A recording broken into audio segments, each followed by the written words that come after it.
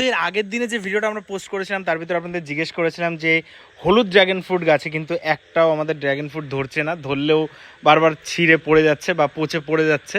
তো কেন, তার জন্য আপনাদের কাছে সাজেশন চেয়েছিলাম। আর আপনাদের ভিতরে অনেকেই আমাদের বলেছে কমেন্ট বক্সে যে এর সেলফ পলিনেশন হয় না, তার জন্য আমাদের নিজেদেরই করতে হবে। তো তার জন্য দেখতে পাচ্ছেন এখানে বাবা কি দিয়ে করছে বাবাটা, বাবা তুলি দিয়ে না। তো আমরা ওই যে ড্র্যাগন ফ্রুট গাছগুলো আছে ওখান থেকে আমরা পরাগ নিয়ে এসেছি, আর এখন এখানে দেখতে পাচ্ছেন ম্যানুয়ালি আমরা এখানে পরাগ মিলন করাচ্ছি।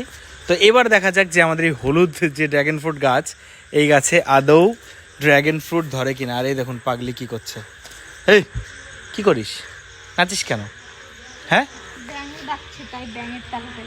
ব্যাঙের তালে তালে নাচছিস? তো এবার যদি ড্র্যাগন ফ্রুট ধরে অবশ্যই আপনাদের অনেক অনেক ধন্যবাদ, আপনারা সাজেশন